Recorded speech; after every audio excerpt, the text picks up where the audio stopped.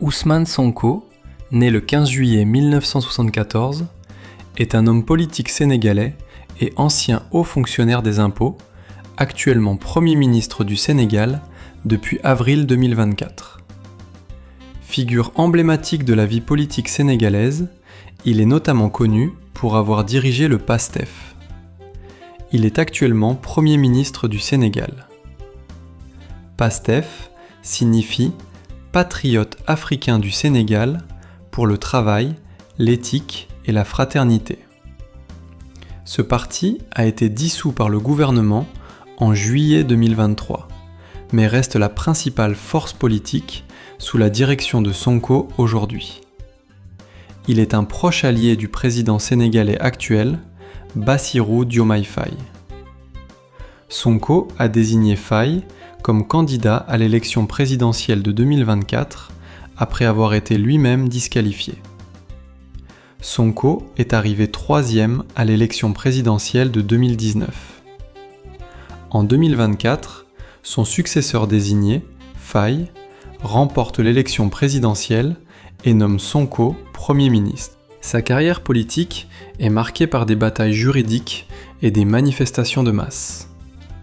En 2023, il est condamné à 2 ans de prison pour corruption de la jeunesse, une accusation que nombre de ses partisans jugent politiquement motivée et visant à l'empêcher de se présenter aux élections. Il est ensuite libéré en vertu d'une nouvelle loi d'amnistie. Fin 2025, des informations font état d'une lutte de pouvoir public et de tensions croissantes entre Sonko et le président Faye concernant la dynamique du leadership au sein de la coalition au pouvoir. Sonko appelle également le peuple sénégalais à des sacrifices pour soutenir la reprise économique et critique les relations passées du Sénégal avec son ancien colonisateur, la France. Lorsque Diomaye Faye a été élu président en 2024, sous le parrainage de Ousmane Sonko, Nathalie Yamb avait fait une vidéo pour parler de l'avenir de leur collaboration au pouvoir. Aujourd'hui, on remarque que Nathalie Yamb avait raison. Diomaye Faye, aussitôt élu, s'est peu à peu éloigné de la vision de son mentor Ousmane Sonko. Il a collaboré avec la France pour ses intérêts. Il a commencé par s'éloigner de Ousmane Sonko. À voir son comportement, on dirait qu'il se prépare pour se représenter pour un autre mandat électoral en 2029. En réalité, c'est à cause de Ousmane Sonko que Diomaye Faye a été élu président. Car avant que Ousmane Sonko ne le présente, personne ne le connaissait. Il n'avait pas de programme. Il a été élu sur le programme de Ousmane Sonko. À le voir, il n'a pas de caractère. Il n'arrive même pas à imposer une première dame parmi ses épouses. Normalement, Maricon Faye est la seule vraie première dame avec qui il devrait voyager un peu partout et qui devrait le représenter partout. Mais il a laissé sa deuxième épouse, Absa Faye, s'afficher comme sa première dame et ignorer Maricon Faye. On voit clairement que c'est elle qui lui donne des mauvais conseils pour mal gouverner le Sénégal. Ousmane Sonko devrait être très vigilant, car cette épouse Absa Faye risque de pousser le président Diomaye Faye à ne plus lui céder le pouvoir. Elle voudrait bien rester première dame pendant très longtemps. En fait, le président Diomaye Faye devrait démissionner pour laisser le pouvoir à Ousmane Sonko, car il est assis sur un fauteuil qui ne l'appartient pas. Ousmane Sonko est le vrai président du Sénégal. C'est lui que les Sénégalais et les membres du parti PASTEF voudraient bien voir gouverner. En lui cédant le pouvoir, il pourrait mettre librement en place son programme du panafricanisme. Écoutons ce que Nathalie Yamb avait dit sur Ousmane Sonko et Diomaye Faye juste après l'élection de Diomaye Faye. Salam alaikum, je m'appelle Nathalie Yamb. Avec un mois de décalage, s'est tenu dimanche 24 mars au Sénégal, une élection que le sortant Macky Sall et ses donneurs d'ordre ont tout fait pour empêcher et retarder. Celle du président de la République. Et le gagnant est Bassirou Diomaye Diakhar Faye, secrétaire général du PASTEF, qui fêtait ses 44 ans le lendemain. Peut-on rêver d'un meilleur cadeau d'anniversaire que les clés du palais présidentiel? Dans tout le pays, on a vu des milliers de gens sortir dans la rue pour laisser éclater leur joie après que les premiers résultats ont fait apparaître la razzia au premier tour de Diomaye. Et alors que les résultats définitifs n'ont pas encore été annoncés par le Conseil constitutionnel, les autres candidats en lice, incluant celui de la coalition au pouvoir ainsi que le président de la République sortant, ont déjà concédé leur défaite et ou félicité le gagnant pour sa victoire écrasante. Je le fais ici et maintenant également. Toutes mes félicitations à Bassirou Diomaye Diakhar Faye. Je lui souhaite beaucoup de force et plein succès dans l'accomplissement de sa lourde mission. Et j'invite le peuple sénégalais à l'accompagner de son soutien dans la négociation du tournant historique qu'a laissé entrevoir le projet qu'il a porté. Mais la joie légitime n'empêche pas l'apparition de certains questionnements que j'ai pu recenser ici et là. Il y a ceux qui sont frustrés parce qu'ils pensent que cette victoire devait revenir à Ousmane Sonko lui-même et non pas à un candidat de substitution. Il y a ceux qui s'inquiètent de certains soutiens. Il y a ceux qui s'interrogent sur un ralliement du Sénégal à l'Alliance des États du Sahel. Il y a ceux qui se demandent comment l'attelage Diomaye-Sonko va fonctionner, etc., etc. Dans cette chronique, je vais aborder ces questions et vous donner mon avis sur les perspectives qui attendent le peuple sénégalais et les Africains. C'est parti!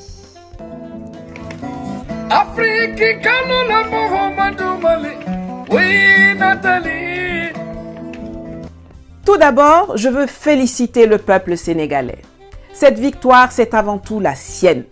Celle des cadres, des élus, des militants, des sympathisants du PASTEF, celle de tous ceux qui, sans être enrôlés au parti, ont cru au projet, ceux qui, sans être partisans de Sonko, se sont aussi levés, sont descendus dans la rue ou sur les réseaux sociaux, ont affronté la répression, les tentations de troisième mandat, se sont inscrits, sont allés chercher leur carte d'électeur, ont battu campagne et sont allés voter.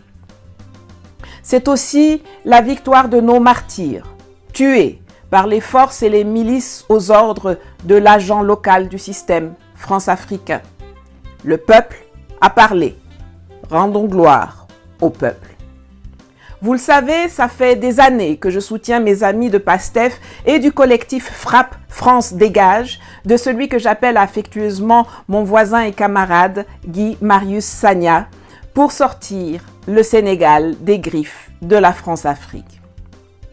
Il y a sur ma chaîne plusieurs vidéos que j'ai faites qui vous permettront de suivre l'évolution de la situation au Sénégal ces dernières années et que vous pourrez regarder à la fin de celle-ci. Mais en résumé, depuis maintenant 8 ans, Macky Sall a systématiquement instrumentalisé l'administration, les forces de l'ordre et la justice pour radier Ousmane Sonko de la fonction publique, le mettre en prison, empêcher sa candidature à l'élection présidentielle, allant jusqu'à l'accuser de viol, d'association de malfaiteurs en lien avec une entreprise terroriste, d'atteinte à la sûreté de l'État, de diffamation, de vol de téléphone portable. Vous avez bien entendu. Jusqu'à le radier des listes électorales, jusqu'à ordonner la dissolution de son parti politique, jusqu'à emprisonner ses cadres, ses militants, ses sympathisants par milliers et jusqu'à faire tuer plus d'une trentaine de Sénégalais à cet effet. Et puis, à 10 jours du scrutin, comme par magie, abracadabra, le même Ousmane Sonko est libéré ainsi que Bassirou Diomaye Faye, qu'il avait désigné comme candidat de substitution après avoir été lui-même mis injustement hors course. Comment est-ce possible? Je vais vous dire. Cela a d'abord et avant tout été rendu possible par le travail monstre abattu par Ousmane Sonko et les militants de PASTEF depuis des années.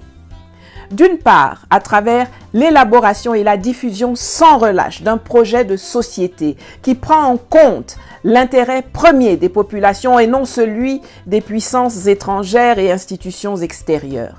Pas un truc bidouillé à la va-vite là, 6 semaines avant les élections, mais un projet de rupture solide et audacieux. D'autre part, à travers la présence constante de Sonko et de ses militants sur le terrain, au pays et dans la diaspora. Après sa défaite à la présidentielle de 2019, Sonko ne s'est pas assis sur ses talons à pleurnicher comme tant d'autres en se parant d'un titre fantasmagorique de président élu sur les réseaux sociaux. Mais il a repris le travail dès le lendemain de l'annonce des résultats, maillant le terrain, enthousiasmant la jeunesse du Sénégal et d'ailleurs, élargissant son réseau. Et puis il y a l'homme, Sonko, dont on est forcé de reconnaître le courage, qu'on l'aime ou qu'on ne l'aime pas.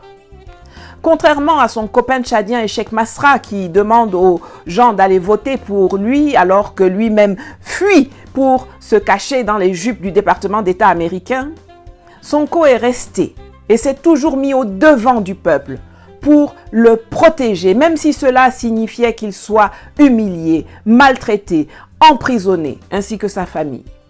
Enfin, il est évident que le PASTEF a une capacité de résilience et de réinvention de soi extraordinaire.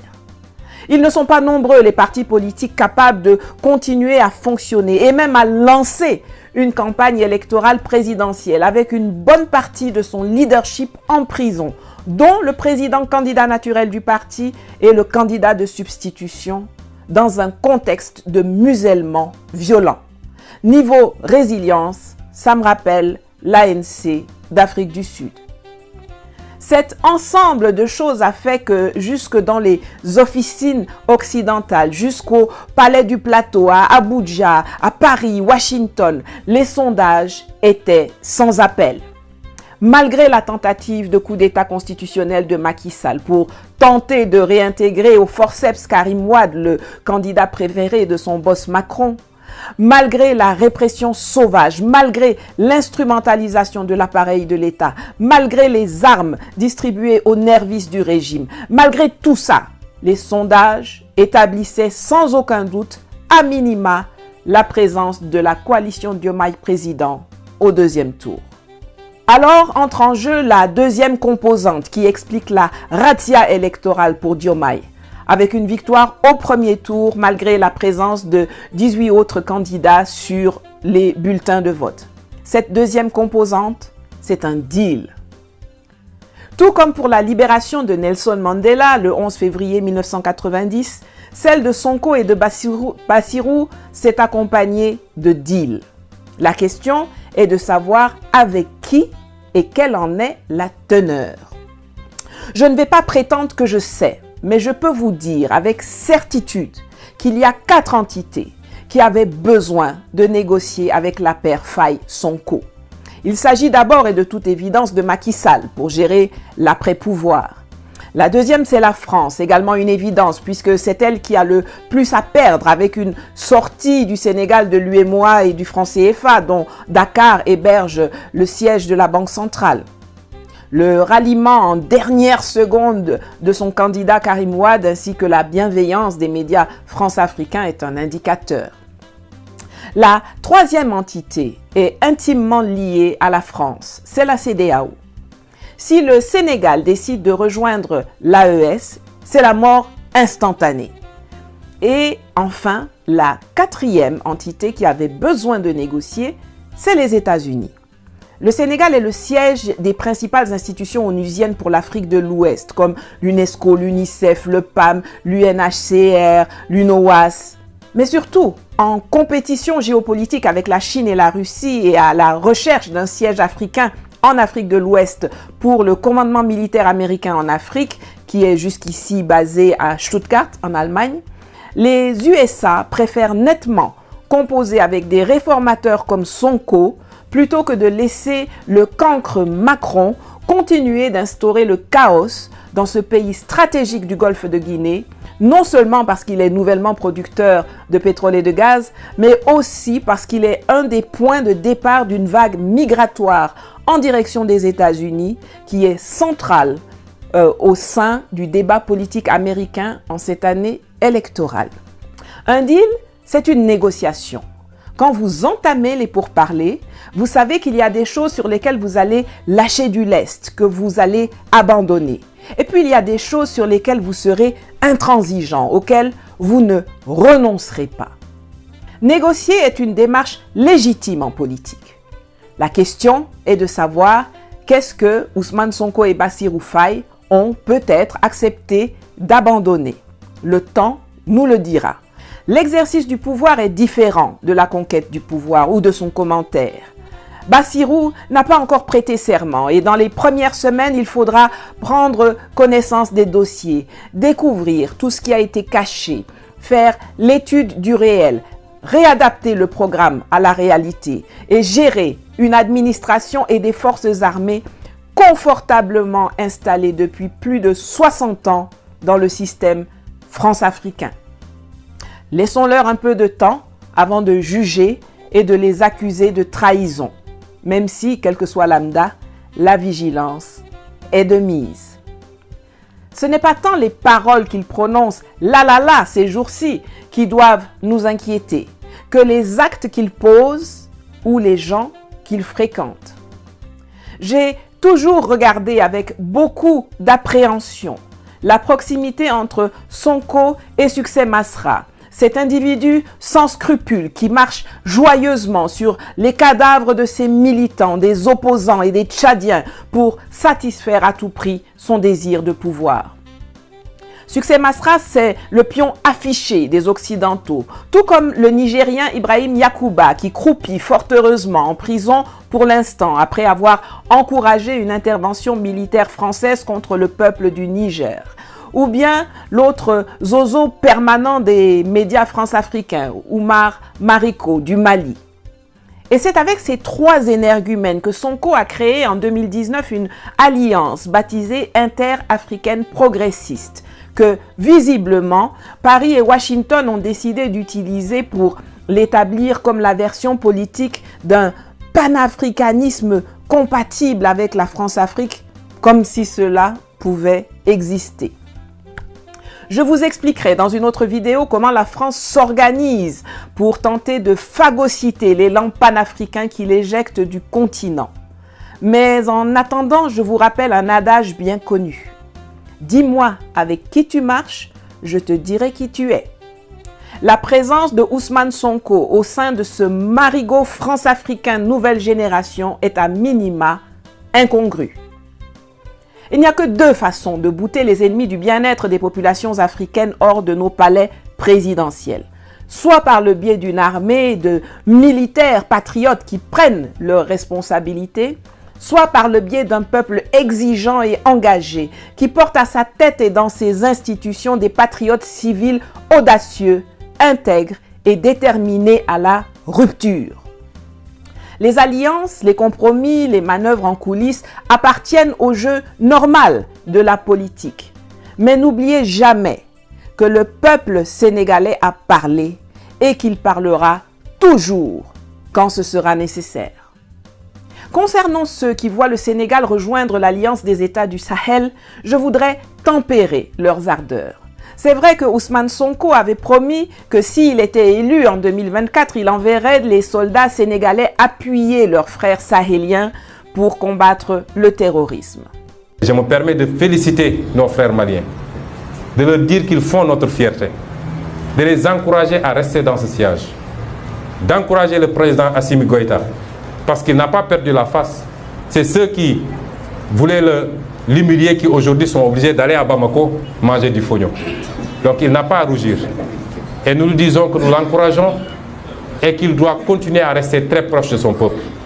Parce qu'en politique, il n'y a que cette réalité. Il faut faire de la politique pour son peuple. Qu'il ne se détourne jamais de cet objectif. Qu'il ne se laisse jamais embrigader dans des discours politiciens où on va lui dire que c'est toi qui es là, tu es le tout-puissant, qu'il reste collé aux intérêts de son peuple.